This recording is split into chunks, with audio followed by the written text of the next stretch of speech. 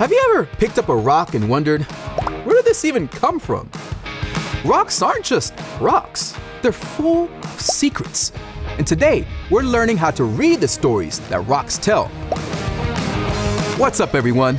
My name's Maynard, and I'm teaming up with Nat Geo Kids for Earth Month to explore one of the coolest things on our planet, rocks. Are you ready to become a rock detective? Let's dig in.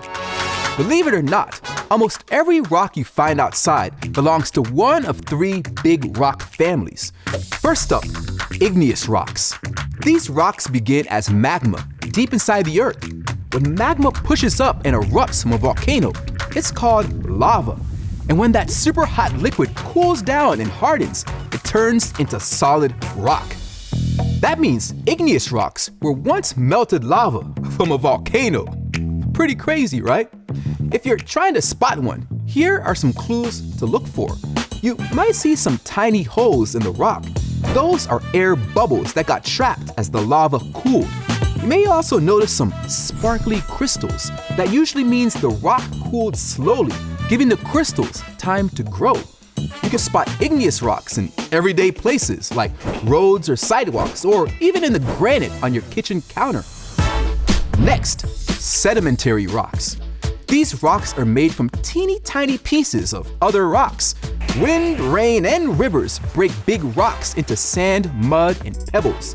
Those little pieces travel around, then settle down and pile up in layers like a giant rock lasagna. Over time, more and more layers stack on top. The heavy weight pushes down with lots and lots of pressure. Boom! A brand new rock is formed. If you're trying to spot one, look for layers stacked on top of each other. You can often recognize sedimentary rocks by their texture. Sandstone feels gritty or sandy when you touch it. Limestone may have shell shapes or fossil marks inside, reminding us that area may have once been underwater. Sedimentary rocks are like Earth's notebooks. Each layer records what this place looked like long, long ago. Maybe a riverbed, a beach, or even an ancient ocean. Last, but certainly not least, are metamorphic rocks. These rocks used to be, well, other rocks. But deep underground, they were squeezed by intense heat and pressure. They didn't melt, they changed. If you're trying to spot one, look for wavy stripes or swirls like someone stirred the rock while it was soft. You may have seen metamorphic rocks without even realizing it. Marble is one. It's used in statues and buildings.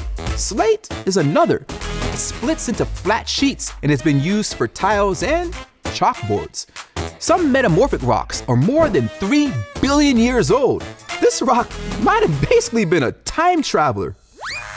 Now that you're officially a rock detective, here is your Earth Month mission. Go outside and collect 3 different rocks. Ask yourself, does it have layers like a stack of pancakes? Is it speckled with shiny crystals? Does it have swirls or stripes? You might be holding a piece of an ancient volcano or the bottom of a long ago ocean. To learn more about the rocks and the wonderful world around you, check out the Wonder List at natgeokids.com. Happy Earth Month, and see you outside.